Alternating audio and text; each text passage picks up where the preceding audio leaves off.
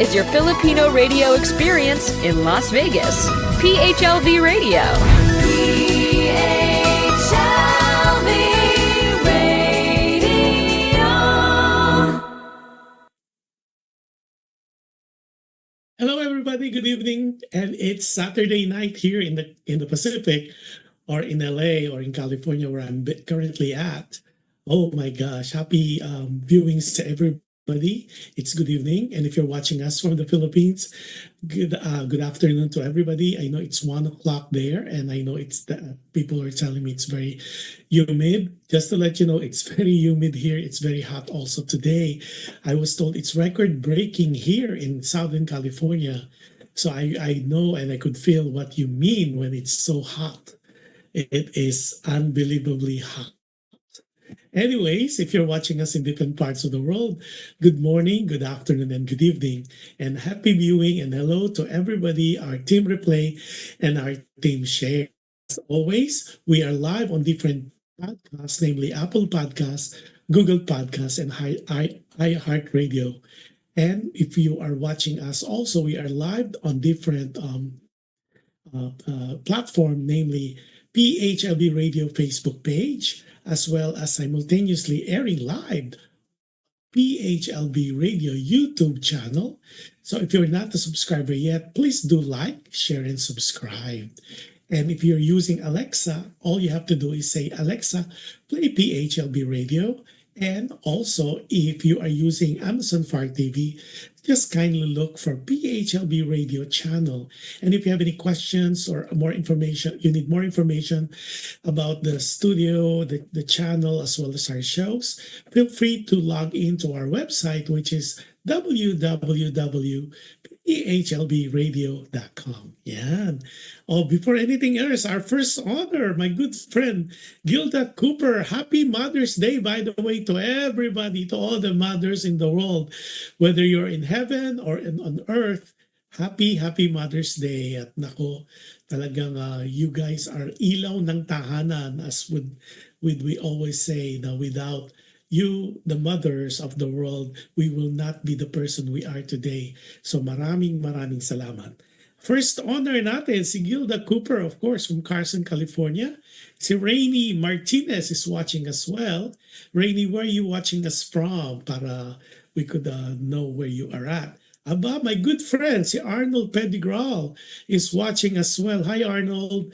Arnold is watching us from San Francisco. I'm surprised, Arnold, you're not watching Sweet Notes.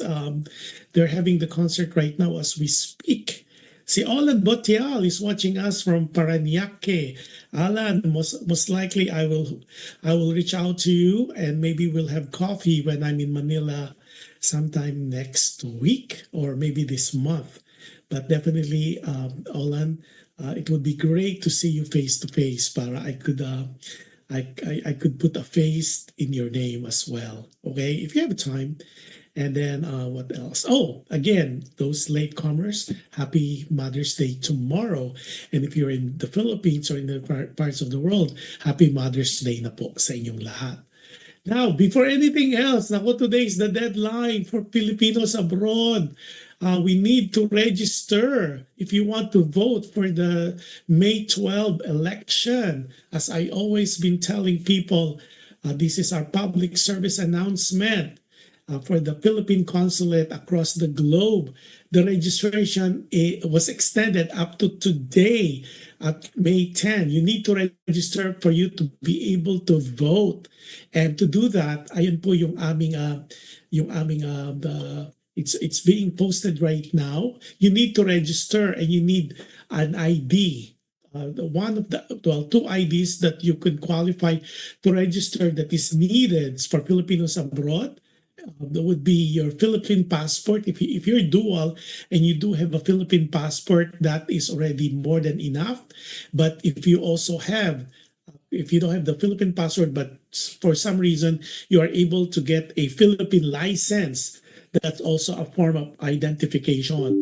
And of course, if you are a seafarer, there's a different ID for you, and that's acceptable as well. Now, I was inundated with a lot of texts messages last night asking what about if you are dual and you have the dual certificate, meaning dual citizenship from the U.S. as well as U.S. citizenship plus Philippine, and you do have the certificate. Unfortunately, the certificate alone is not a valid ID for you to be able to register. So based on what we were told, aside from the five IDs, you could only have one of the five IDs, and that what qualifies for us Filipinos abroad would be, especially people here in the U.S., would be either a valid Philippine passport as well, or a Philippine license, a valid Philippine license. So that is needed. Any of those are any of those is needed for you to be able to register. You need to register first through that website, and I think we'll post it again. You could either copy the QR code, and then you will be prompted to a different link. I think we could post that again before we start, or you could log into a Philippine consulate of any consulate you are close to or close by. And for the people in Los Angeles, of course, the Philippine consulate in Los Angeles. So please do register and vote. And then if you ask me, a lot of people were texting me for my list. I do have a list, but it's for me not to share. But my advice to you is vote wisely. and a friend of mine texted me, anong number ba si Wisely? Nagpapakyut talaga itong mga kaibigan natin. So please vote wisely so you don't have to complain for the plight of the Philippines, because this is a midterm election, is one of the highly contested, talagang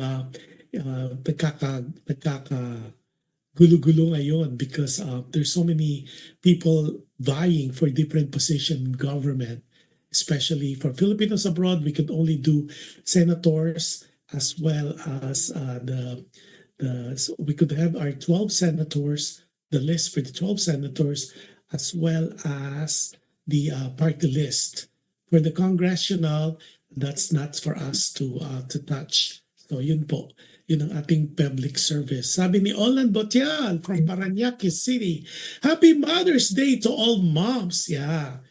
So regardless of where you are in the world, kayo ay isang ina, whether naturally or basta mother kayo, regardless, mama, mother, inay, nanay, happy Mother's Day. Okay, let's start. Nako, maganda yung topic natin.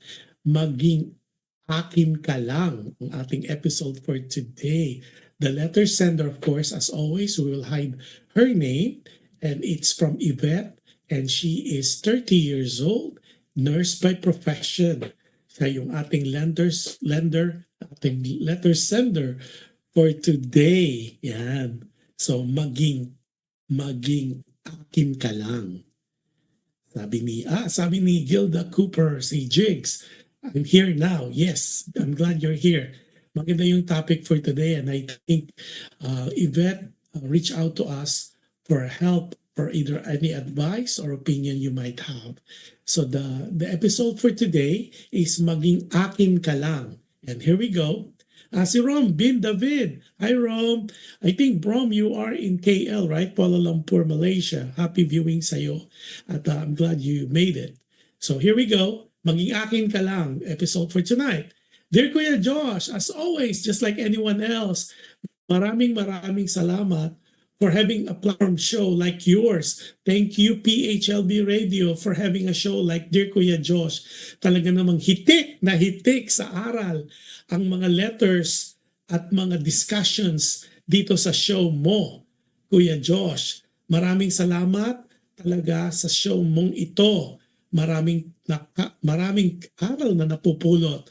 Nakakatawa minsan, nakakainis minsan, at magandang talakayan on a weekly basis. I hope na paminsan-minsan hindi tayo nagre-replay. Nonetheless, more power to PHLV Radio, and of course to you, Kuya Josh. Maraming salamat din. Um, I try not to have a replay, but sometimes, just like in life, there's a lot of things na nangyayari na uh, unscheduled or unpredictable, and that what is life is. But I will apologize for that. I try, but sometimes talaga merong mga Kuya Josh, sometimes may mga commitments as well that I need to attend to. So, but nonetheless, although replay po, you guys are still watching the show at maganda po yung magiging topic natin at ng mga nagiging topic natin. Incidentally, yung mga past shows po last week, yung married to with family, ang ganda po ng mga comments doon. As a matter of fact, maraming humahabol.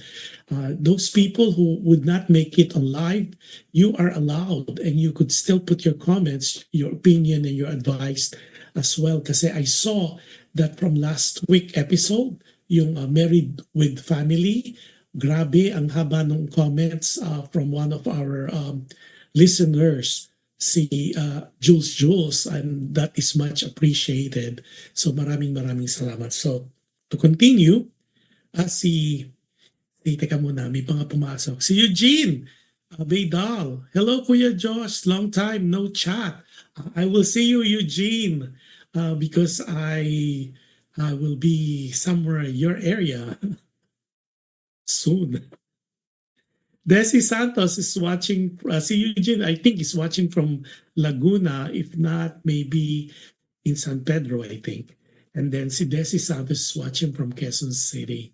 So, si Madam Catherine Cruz, we were just talking, Madam Cruz, we just did a PSA, public service announcement of the overseas election for Filipinos abroad. And sabi niya, watching with you. Si Catherine Cruz is the fabulous and beautiful wife or the first lady of the Consul General of Los Angeles, Angelito, Adelio Angelito Cruz. Yan. Sabi niya. Sabi ni Eugene, here from Laguna. Okay, sabi niya. Sabi ni Olan, yeah, looking forward, Olan. Anyways, okay, continue tayo. Dear Kuya Joe, sabi niya, ako po si Yvette, 30 years old, a nurse here in Seattle. I decided to write to you to ask for some advice, opinions from you, the viewers and listeners of your show. I met Raul in nursing school back in the Philippines. Raul is the man of my dreams. He is good-looking, moreno, chinito, and nice build. Yummy kumbaga. When we met, he has a girlfriend who is also from the same university where we go. Kuya Josh, honestly, I did everything I did everything to win Raul. Super pasweet ako sa kanya. I made sure na my gestures and actions would show na type ko siya. Every day, I would pass by Starbucks and would bring latte for him since I know that he loves latte from Starbucks. I really made sure I would do sweet things for him. In my mind, feeling girlfriend ako, kahit in reality, he has a girlfriend na nga. Inalam ko lahat, Kuya Diyos, ng mga likes niya. Favorite food, music, movies. Basta lahat-lahat ng about him, I put it to my heart. At the only thing that's stopping me from totally pursuing him was his girlfriend then. Sabi nga Kuya Diyos, the universe has a way of aligning things. One day, Raul and his girlfriend broke up. So of course, super happy ako, tuwang-tuwa ako, nagkakanda, hulog ako sa tuwa dahil this is the chance that I have been waiting for. So when I learned about the breakup, I seek for him to kunyari to console him. I made him realize that there are other girls who would love to be with him. At walang kaabog-abog, kuya, I told him without hesitation na maraming babaeng magmamahal sa'yo na tulad ko. I told him that I would do anything maging akin ka lang. Ay nako Kuya Josh, some of my friends told me that I should not have said that to Raul. Lalaki daw ang ulo ni Raul kasi mukhang in love ako. Sabi ko naman, so what? I only told the truth. Besides, I'm really in love with him. Kuya, Raul became my boyfriend. I treat him like a king. Lahat ng gusto niya, iniisip pa lang niya, I give it to him na. Clothes, shoes, cologne, gadgets, lahat-lahat. I even gave my virginity to him. Lahat kaya kong gawin para manatili siyang akin. Kuya Josh, eventually we both applied to work abroad. I got accepted sa isang hospital sa Seattle while si Raul got accepted in Texas. Mahirap man ang LDR o long distance relationship ay kinakaya ko.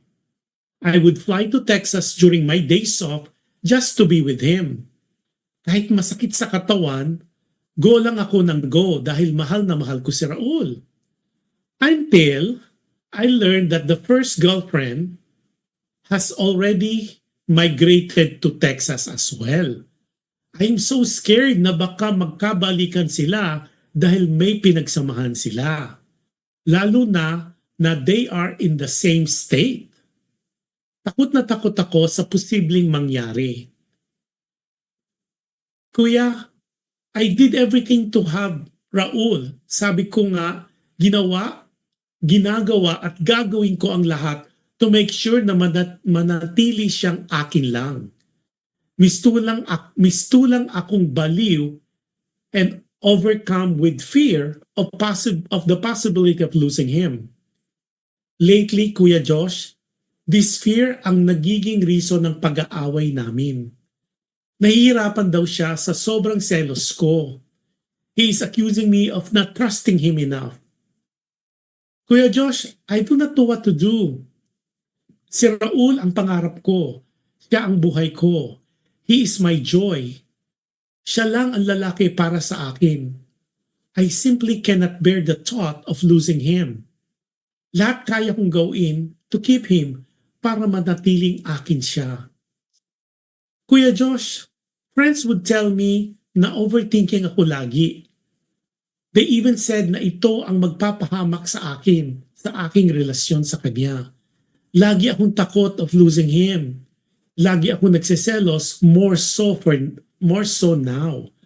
What do you think I should do? Please help. I need some advice. I need some enlightenment from you, your listeners, and your viewers. Hanggang dito na lang. Maraming salamat sa pagpapaunlak sa aking munting liham. Always, Yvette. Yan. Ako. Before anything else, wow.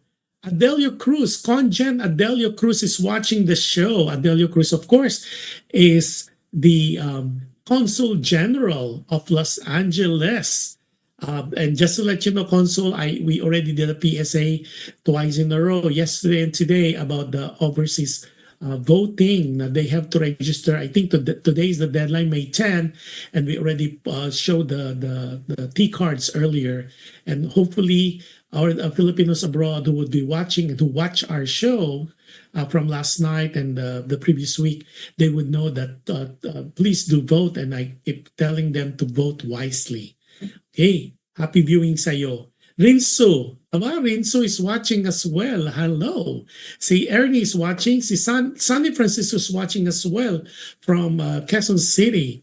Okay, synopsis, summary ng ating doon sa mga huling dumating o nakapasok. So the topic is maging akin ka lang. And this is an email sent to us by Yvette, a 30-year-old nurse na based in Seattle. Of course, Yvette is not the real name. Seattle, of course, it's not the real place. So we could hide the real identity of the person. And Raul is also not the real name. Iba ko yung name. Texas, of course, is not the same state where Raul is currently at. And Yvette decided to write us a letter because she needs some advice and she needs some comments because right now she is a quandary and she's very sad and confused and very problematic. So basically, Raul and her met during their nursing school. She mentioned Raul is the man of her dreams. He's moreno daw, he's tall, he's good looking, he's chinito, and then of course pagkakita pa lang, I guess in love na siya or the man of her dreams nga daw. Unfortunately, during that time, Raul is with a girlfriend. So pero ang ginawa pa rin ni Yvette, talagang sabi nga niya, nagpa-sweet at every time na magkikita o makikita niya si Raul, dumadaan siya. She would pass by Starbucks and would buy latte for Raul kasi nagpapasweet nga siya. And she would do everything special for Raul. Yan, sabi niya. Now, sabi niya, yung mga gestures niya at saka mga actuations, she made sure na maparamdam niya kay Raul na type niya rin si Raul. What's holding her back then was the girlfriend until one day, she found out that Raul and the girlfriend broke up. So sobrang ecstatically happy daw siya. At ito na yung pagkakataon niya. Sabi niya, wow, the universe aligned. At parang ito yung kanyang hinihiling, ito yung kanyang dream. So lahat ng bagay about Raul inalam niya. Favorite food, cologne, clothes, music, movies, basta lahat-lahat about Raul inalam niya. And also, she reached out to Raul to console him daw. Although, ang pakay niya talaga is to make sure that Raul is aware na sabi pa nga niya, and she was bold enough to say without hesitation. Hindi nga ang word niya nga, walang kaabog-abog na sinabi niya kay Raul without hesitation. And I quote, maraming babaeng magmamahal sa iyo na tulad ko. I told him that I would do anything maging akin ka lang. Yeah, so sabi nga ng mga kaibigan niya, she was advised against it na bakit niya sinabi dahil nga being Raul might get a swell head, lumaking ulo at dahil in love na, mahalata nga na super in love si Yvette kay Raul. And sabi niya, so what? Totoo namang in love ako kay Raul. Yan. So naging boyfriend nga niya si Raul. And then of course, sabi nga niya, Raul was treated like a king, parang hari. Iniisip pa lang ni Raul, binibigay na niya lahat, clothes, shoes, cologne, gadgets, lahat-lahat. Even, sabi pa nga niya, even yung virginity niya, binigay niya rin kay Raul. Dahil nga ganun niya kamahal si Raul at baliw-baliwan nga raw siya. Lahat kaya niyang gawain para manatiling siya ay Akin. Tapos nag-apply sila after I guess during nursing, they applied to work abroad. And luckily, she got accepted sa isang facility sa Seattle. Si Raul naman, sadly, hindi natanggap sa place of business niya, kundi na-accept siya sa Texas. Tapos so it was very difficult daw yung long distance relationship.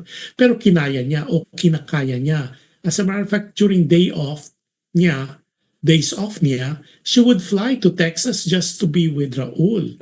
Tapos, kahit daw masakit sa katawan, she would do it because, just to prove her love and devotion to Raul until the dreadful day na nalaman niya yung yung original girlfriend ni Raul ay nag-migrate na sa Texas din of all places. Kaya scared si Yvette because yung proximity masyadong too close for comfort. Dahil nga natatakot siya, what if ma-rekindle yung love nila for isa't isa because of their proximity being there in the same location, and there's a possibility that the love that they had for each other can be rekindled. So yun ang takot na takot niya sa possible na mangyari.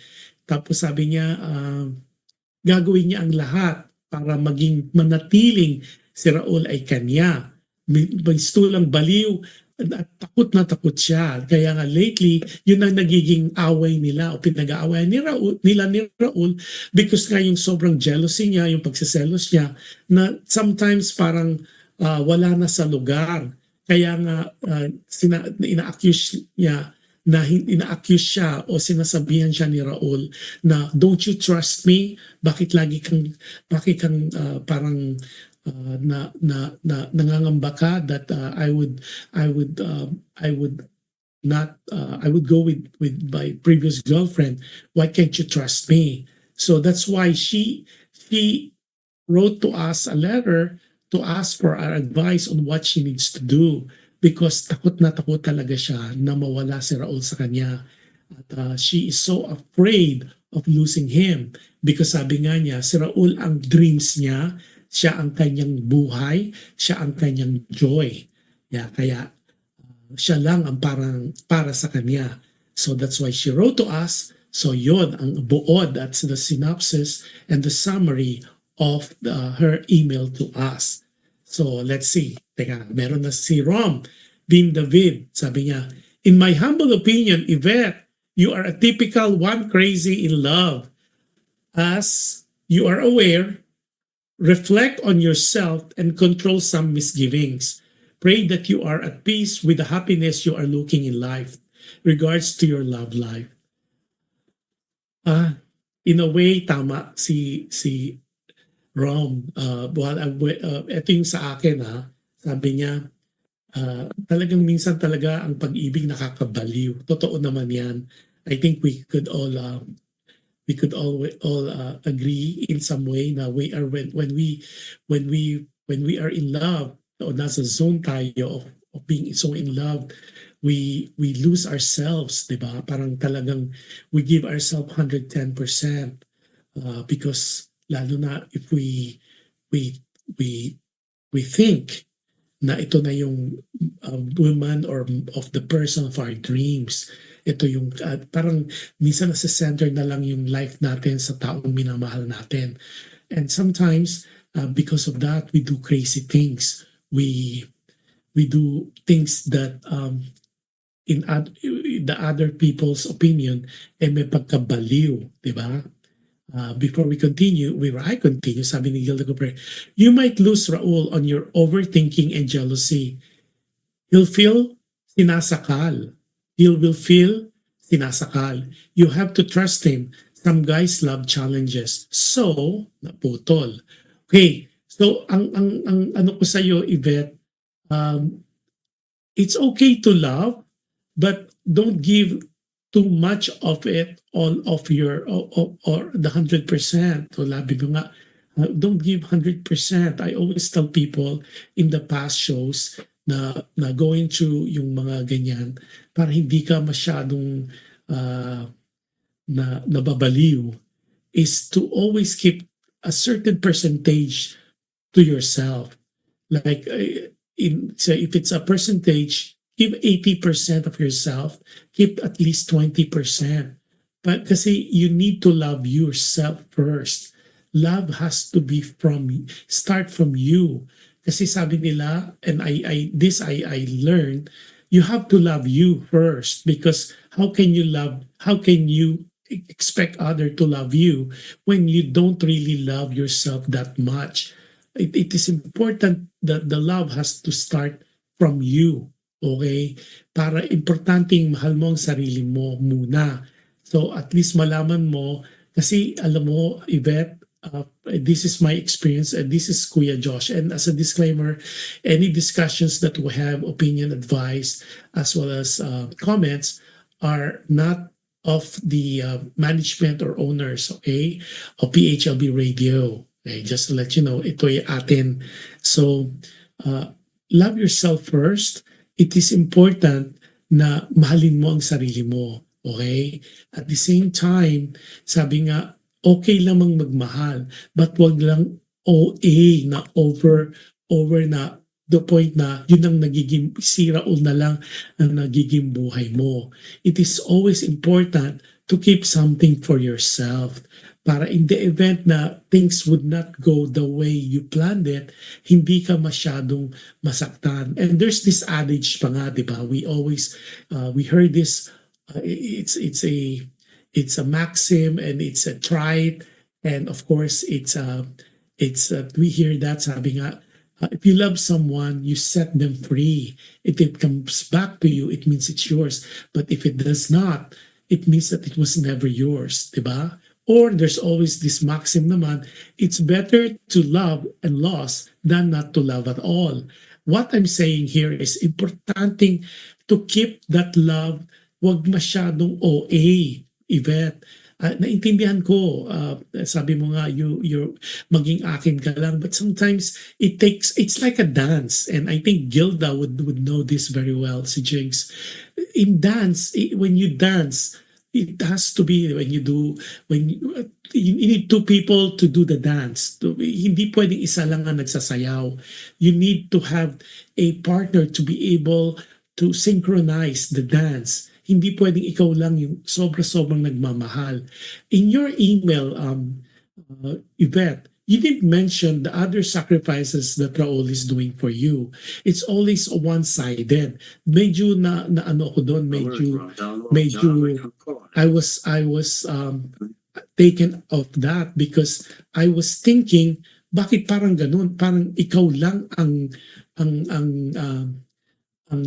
naggagawa ng mga sacrifices for Raul. Okay, sabi mo nga, on your days off, you fly to Texas just to be with him. Pero you didn't mention na what about Raul? Does he fly to Seattle to be with you on his days off? But you got to remember, it takes two to tango. It takes to make a relationship very successful. You need two people, di ba, being one. Hindi pwedeng isa lang. Kailangan yan parang sa gulong, yung lahat umaandar. Hindi pwedeng one-sided. It would be very hurtful for you. That's why you're going through this motion that you're overthinking. Not because the original girlfriend already migrated, but it seems like, and that's something that we cannot tell you, but you need to sit down and think things through. Ito bang ginagawa mo ay just one-sided? Kasi yes, I understand Raul is the love of your life. What about Raul? Are you now the love of his life? Yun mga things that you need to put in yourself. Maybe hindi mo lang nabanggit sa email mo yung mga sacrifice role, but it's important also that i-weigh mo yung pros and cons kasi hindi pwedeng nagmamahal ay isang partido lang, one party. You have two parties loving each other. Now, as far as your jealousy, I agree with in relationship kasi hindi pwedeng sinasakal ang isang tao because we have different personality, we have different friends, we have different likes, and we have a life. It's important, ito yung my experience ha, you cannot just, like in relationship, hindi lang pwedeng kayong dalawa. You cannot grow just the two of you. You have people. You have to be surrounded by people. It is always ideal when your friends become his friends and his friends become your friend. And I always believe in relationship, you always have to give each other some space. May tinatawag na me time. You have to have your girls' night out as well as si Raul naman ang kanyang boys' night out. It doesn't have to be like drinking. It's just sometimes, kasi di ba, guys will talk about guys things, girls will talk about girls things. At ang maganda kasi niyan, you guys can grow together with other people. It doesn't have to be kayo lang. Kasi minsan, pag kayo lang, nagkakasawaan, and that's where some nagkakaroon ng problem. Kasi parang wala ng growth. It's one thing na you are growing together because you love each other, but it's one thing to be growing apart from your friends. Kasi what if? Kasi itong mga importante, itong mga people around you, they will always contribute also to a beautiful relationship, not only for the two of you, but for the circle, the friends of circle, the circle of friends that you would have. The growth is very important. At ang ganda-ganda pag yung nagiging malaki na yung circle nyo because doon kayo nagkakaroon ng different opinions, different ideas, different ideology, different parang that's how growth comes in. At normally kasi pag kayo lang, yung one-on-one lang kayo lagi, the tendency is nagkakasawaan. Kasi what else can you talk about other than your profession? But at least if you are surrounded by other people, there are other things that you guys can talk about, you guys can discuss and with other people as well. Teka, before we continue, teka, tapos si Emendi, sabi niya, excessive love in romantic relationship might lead to codependency or unhealthy attachment patterns. Love is not about possession. Ay, ang ganda nun ah. Yeah, you cannot, loving someone doesn't have to be parang propriety mo na. When you love a person, the person should not be a property. Hindi sa'yo yan. These are borrowed times. It is, Yvette, I know you might not like what I'm telling you now, but you have to make sure that hindi mo iniisip na sa Raul ay isang bagay na iyo lang. You cannot say na parang you cannot live life without him. Certainly, loving someone is wonderful. The feeling is amazing. You feel joy, technicolor yung buhay if you're in love. But sabi nga, he should not be omega and it should not be your beginning and your end.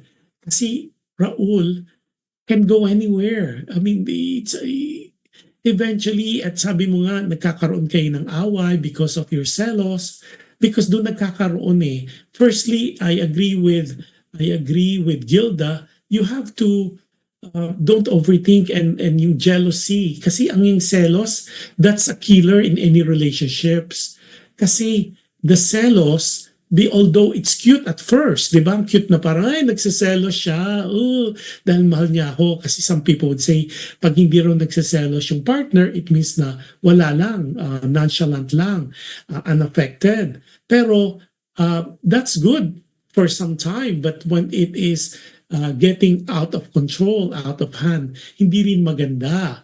Kasi, pag lahat ng bagay pinagseselosan, then it gets to people's nerve. Kasi parang, ano ba, where is trust? Kasi in life, in love, in relationship, important na, I always tell people in past shows, and I'll repeat it again here, in any relationships, three things are important. One, and of course you could agree to disagree, you always make Jesus or your faith the center, or God, the center of your relationship. Lagi ko sinasabi, triangle ang relasyon. Okay, on top of the triangle is the Lord or the supreme being that you adore. On both sides, on the other sides would be you and your partner. So it's a triangle. So that's one. The most important thing is make your faith or your Jesus or God the center of your relationship. Secondly, you need to be able to communicate. Communicate is key, regardless whether it's bad, good, it's encouraging, it's depressing. Talk about it. Kasi kung talagang this partnership will go further than what it is highly recommended that you guys communicate your fear, your successes, the innermost secret that you have in your life. It is important to keep it in the open.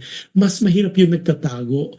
Mas mahirap yung nagbabaka sakali. You don't want na you go through this relationship thinking, what if? Mas maganda talaga, sabi nga, regardless how difficult it is always admirable and ideal when you guys talk it out. Kasi iba talaga when there's an open communication. The other person might be upset, especially when something would not go right and what is according to what needs to be said. but eventually it's better. The truth is better to come out now while you're still at this early stage of your partnership. And the third one, of course, one is to, like what I said, just to repeat, one is make the supreme being or the Lord, the God, the center of your universe. Second is open communication, regardless of difficult it may be. And the third one that I always tell people that you need to have is trust. Magtiwala. Because importanteng nagtitiwala ka. You have to be able to trust each other and to know that when push come to shove, kayo pa rin. Because that's how you would know that this person, your partner, your relationship right now is the right relationship for you. Kasi it is not ideal to go through life always thinking, baka, what if, baka your partner is going somewhere else, dating somewhere else, having fun with someone else. It's so disturbing. It's not good for anyone's mental health. If you're at saka yung pagseselos, it's one of the deadly sin, di ba? Jealousy. Hindi pwede yan. That would be that will be a Ruth. Yan ang nagiging mitya, nagiging ugat ng pagkakaaway. Because when the other person you're so jealous about, yung trust nawawala. It's importanteng may trust, di ba? Communication and you trust each other. Pag sinabing ikaw lang, trust that. Hold on to that word. Hold on to that promise. Kasi that's the only thing na pwede mo panghawakan. Di ba? Okay, teka, may mga comments pa. So keep the comments coming, you guys. So yung sa iyo, Yvette, importante kasi na yung naintindihan ko yung fear mo, pero talagang wala kang control. These are uncontrollable kasi nga kung talagang para sa iyo si Raul, you already showed Raul your worth, na talagang pinakita mo na sobrang mahal mo siya, na you would move heaven and earth. Sabi po nga, iniisip pa lang ni Raul, ginagawa mo pa. At tapos, you are very generous. Sabi mo nga, clothes, cologne, gadgets. Pero ito yung mga joke nga pag nagmamahal, you don't have to buy them. Just be the person you are. Kasi importante na hindi material things naman ang importante in life. It's ideal. Sino bang ayaw ng mga material things? But what is most important is the love, the genuine love you have for Raul. Obviously, you care for him. Obviously, na alam naman ni Raul and by now, nakita naman niya na mahal mo siya. And that love should be enough. You don't have to buy him all these wonderful things. Especially kung alam mo yon, yung it is important na hindi nadadaan sa material. Material is just kumbaga icing on the cake na lang yan. What is most important is the genuine love you have for each other. In this case kasi, Yvette, I hope you understand, hindi pwedeng ikaw lang ang nagmamahal. Kasi pag ikaw lang ang nagmamahal kay Raul at hindi nasusuklian yung pagmamahal mo, eventually, you will come to your senses and you will realize, teka, di ba, it will be hurtful for you in the event na mawala sa'yo si Raul. Now, yung fear mo na nag-migrate yung original girlfriend, why put that into your mind? That will only give you mental anguish. Kasi you don't even know kung nakikita sila, and don't you trust Raul enough that Raul will tell you and will come out open kung meron silang meeting? And besides, you've been with Raul for so long na. At alam na siguro ni Raul how good of a person you are. Yun ang panghawakan mo. Now, I like what Rom said earlier, yung suggestion ni Rom, na you need to pray as well. Diba? Pray that you are at peace with the happiness you are looking in life. Importante kasi ang prayers So anything that you go through life, whether relationship, whether with your emotions, whether your physical, emotional well-being, you start with prayers. Kaya nga, di ba, lagi ko sinasabi, it is important kasi ito yung best weapon natin for anything. Especially nowadays, there's so much thing going on in the world. Katapos pa lang a few years back, yung pandemya, we lost a lot of our friends, we lost a lot of our relatives, we have some death in our family, and now we're hearing a lot of that among people that we know.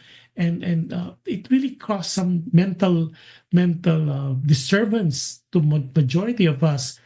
We are always afraid. And I was talking to a good friend of mine na parang way before we don't even talk about people of our age or people younger than us passing away. Parang sunod-sunod, di ba? Not only the artists, but there's so many people, there's so many sickness in the world. Sabi nga, don't deal on that. Ang advice ko lagi, look at the positivity of life. Kaya nga, di ba, when I close the show, I always tell people, it is important that you choose to be happy when you wake up in the morning. Kasi it kind of set up the whole mood of the whole day, di ba? And of course, it does not discount the fact that there are problems still. There's some factors in life that talagang even people around us that would give us some problems, would give us some heartaches or headaches, but that's the spice of life. Kaya lang, but you need to be able to handle things the way things should be. And if you are losing the battle at parang nangihina ka na, I always tell people, pray, ask for discernment, out for guidance, ask for strength, ask for enlightenment. Because when you communicate and you have eventually a good relationship with the God that you adore and you adore and you venerate, there's this feeling of peace. There's feeling of lightedness. There's a feeling of contentment that comes into your life. It's so hard to explain because it's like you feel that nirvana of feelings of parang fulfillment na you know you're not alone. You are never alone. And I always tell people na you need to learn to love and be happy within you. Happiness has to start from you, di ba? Teka muna, may mga pumasok. Si Roy Nick Hernandez just came in, as well as si Emma Consul from Carson. Si Roy Nick is watching us from Project 7 in Quezon City. And then may mga nagte-text sa akin privately, happy viewing sa our friends and family and supporters as viewers sa Doha, Qatar, yung ating team Doha, Qatar, as well as our friends and supporters and viewers sa Poland. Maraming salamat for watching. At also from England, maraming salamat. Nahiya daw sila mag-comment sa chat room. Hey guys, huwag kayong mahiya kasi it is important that you guys are giving your 2 cents worth because like people who are texting me privately, PM or private message, marami silang napupulot na aral. But it's important that we need to share yung mga comments kasi hindi nyo alam yung na-affect ng mga comments nyo. Yes, sabi nga ni Rom Bim David, wow, we are 73 here. Yeah, that is counting pa rin. Maraming salamat naman talaga. So Yvette, firstly, love yourself more than anything else. Secondly, give some trust. Pagkatiwalaan mo naman si Raul. Thirdly, wag mo naman siyang i-treat na higher than what it is. Rahul is still a man. Okay? And anything can happen in any relationship. Not to make you more worry, but imagine kahit na nga mag-asawa, there's still meron pa ring separation, there's still so importante na relationship should be a two-way street. It's a give and take. Hindi pwedeng give ka lang ng give. Hindi pwede eventually you will lose your steam. Sabi nga eventually kailangan talaga pareho. You are dancing the same dance, you're dancing the same music, and you're growing together. And of course coupled with other people.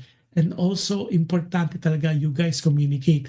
Like yung pagsaselos, why don't you pick up the phone, or when you go travel to Texas, you sit down and sit him down si Raul, and tell Raul, ito yung mga fears ko. Ito yung mga things that bothers me, not because I'm jealous, but ganito kita kamahal. Sabi mo nga, you're very open. From day one, you already told him na gusto mo siya. Why are you holding back? Why don't you tell, now that you are boyfriend girlfriend, why don't you tell him the innermost feeling that you have, na ito yung fear mo, na ito yung things that bothers you right now, things that's playing in your mind. Kasi maybe Raul is one of the type na sa kanya wala yon, because he knows where he stand with you. So hindi siya nagwo-worry about himself. Nagwo-worry siya na hindi mo siya tinatrust. Kaya nga na pinag-aawayan niyo yun. Is because the trust, the jealousy is coming into the picture. And again, if you're a Christian Catholic, that's one of the deadly sin, yung jealousy. And it will not amount to anything good if you're always jealous, if you're always overthinking, at you're always manifesting na you will lose Raul to this original girlfriend. Naku, mas mahirap yan sa isip, and it's taxing in your mental health, especially masyado kayong malayo sa isa't isa. Okay? So think about those. So sabi mo nga, you wrote to us because you don't know what to do. We're telling you is love you. Love you first and foremost. Okay? Mahalin mo muna yung sarili mo. Don't give too much of your love. Keep some to yourself. Don't give 110 or 100% to Raul. Keep 20% para in the event na things will not go the way you plan or you dream it, you still have 20%. Hindi lubos-lubos biyaya, sabi nga nila. Tapos sabi niya, si Rom, I think advice, sabi ni Rom bin David, please vote wisely tomorrow. If you are in the Philippines, please do vote for Philippine nation building. Nako, sinabi mo yan, may digress lang tayo. Importante po na bumoto tayo wisely. Like what I always say, please don't vote on personality and popularity. We don't need popular people. We need people who understand the law. Lalo na yung senatorial slate at saka yung congressional for the Filipinos dyan. Importante po sa Senate at saka sa mga congressman or congresswomen as well. Though, sa Congress, these are legislative. By its very nature, it is to create laws. Okay? Wag po tayo magboto simply because they will learn on the job. It is the Philippines has so much going on right now. The country is inundated with so much challenges in life, in day-to-day living. Maawa naman kayo sa mga tao sa Philippines. So vote wisely. Yung tingnan nyo talaga yung kanilang what they stand for, their platforms. If they don't have any platforms, then maybe they're not the right person for the job. Maybe they have the right heart, but they are not equipped. Hindi ko sinasabi kailangan super educated. Importante they understand how to create and make laws and how to evaluate laws. Kasi legislative po ang usapan dito. People to make laws. Hindi yung like one celebrity will say, ang kanyang purpose, wala siyang platform, but his desire is to help the poor. If your intention is to help the poor, you don't have to be in the public office to help the poor. You could create a foundation to do that, or you don't even have to be in public service to be able to help the poor. Mali yung iyong desire or yung iyong mission or vision to be applying to be a senator or a congressman. Diba? So please do vote wisely. Yung kaibigan ko sinabi nga kanina, sabi, anong number ba si Wisely? Maging magpanuri tayo. And of course, those people who would rant simply because they did not vote, naku, wala kayong karapatang mag-rant kung hindi kayo bumoto. diba? It's our duty as Filipinos to vote for the right candidate. And you pray for these people. You pray that you are guided, mag-discern the right people will come into the midst. Ang dami talagang senator press and present na wala, nagbubutas lang ng silya doon, and we're paying them with tax money natin. Lahat tayo, even Filipinos abroad, we pay for taxes, property taxes that we have. If we do have, we pay for travel tax and all that. So we're all in this together. So that's my thing. Sabi ni Olan, si Hilda is watching as well. Tapos sabi ni Olan Botial, sabi niya, I stand in agreement, Kuya Josh, with you and others. We always involve God in the equation. God will always sustain us if we make Him the center of our lives. Kapag si God ang nagsimula ng iyong love, sabi niya uli, God will always sustain us if we make Him the center of our lives. Kapag si God ang nagsimula ng iyong love story, si God ang magsusustain yan. Ang selos ay hindi galing kay God. Uy, totoo yan. Yung seven deadly sin, if you really think about that, and I think I mentioned that to you guys in past, yung mga laging nanonood. If you really sit down and think about it, God is good, di ba? And how can be a good God give us something evil? The mere fact that this is evil is against the very nature of God is. If God is good, nothing evil can come from Him. Yung seven deadly sin, hindi galing yan. Sa ibang company yan galing. Okay? And let's not mention that company. We don't want to empower that company more than what they need to be. Okay? Sabi ni Rom Bin David, ako from Parañaque, please study your votes tomorrow, not to experience Trump. Ako, ito naman. Uy, I cannot say that. Basta, please study your votes tomorrow. Pag-isipan ng mga boto ninyo. Kasi your vote is the vote for the future, hindi lang para sa inyo, especially for our future, or the future of our kids, our relatives, our nieces, our nephews. Nako, ito yung talagang whoever you decide, nako, tatlong taon na naman yan. Marami na tayong pagkakamali sa mga naboto natin. Let's not repeat that mistake. So with that, nako, another hour passed. So Yvette, I hope you got some quality advice and opinion from us and comments, and hopefully marami ka napulot also, and also to our people who are watching us. Maraming salamat sa mga nanonood ngayon. Nako, dumadami ang ating mga live, No problem.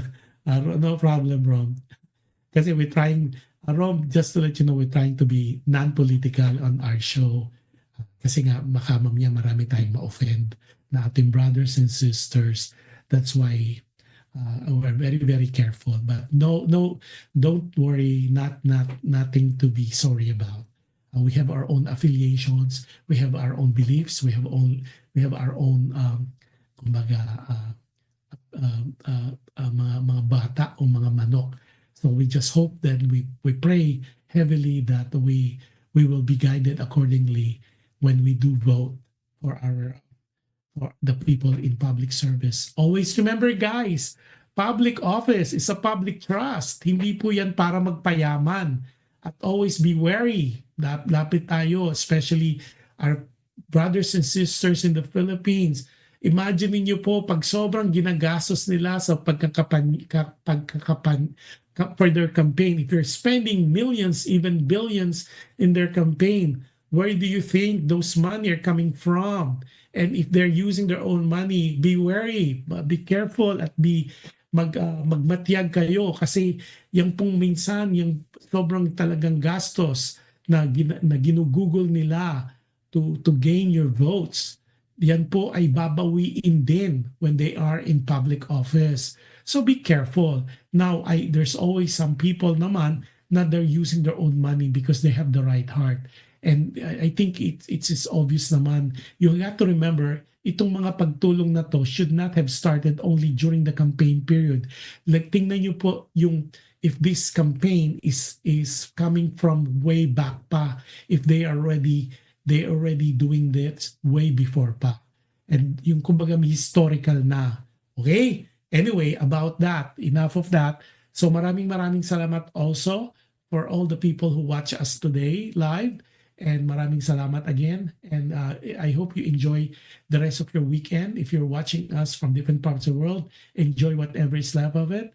And my advice to you every time we close a show is to always be kind and be kind. You can never go wrong with kindness, and always try to do an act of kindness. And any act of kindness that you do to people, it will come back to you always in different times, different location, different situation with different people. And like what I said earlier today in the show, choose to be happy, because if you choose to be happy when you wake up, it kind of set the tone. And also when you wake up, that's already a blessing in itself for a new day, a new beginning. So start your day for being grateful and being blessed. And with that, maraming salamat po. Looking forward to seeing you next week with another letter, with another episode. Again, thank you for those people who watched the live show yesterday from Alam Mo Ba. We featured po yung Basilica where Pope Francis was laid to rest, as well as the original icon of the Our Lady of Perpetual Help. So those people who were not able to watch it, please, it's still posted on PHLV Facebook page as well as on PHLV Radio YouTube channel. Just watch that. Maganda po. It's those iconic and historical cathedral as well as basilica in Rome. At it's a good show, at maraming salamat po sa mga nanood at nag-share at nag-like. Maraming salamat po. And with that, ladies and gentlemen, sign up muna po si Kuya Josh for today. At you have a wonderful week. God bless us all. Enjoy the rest of the week. Bye everybody.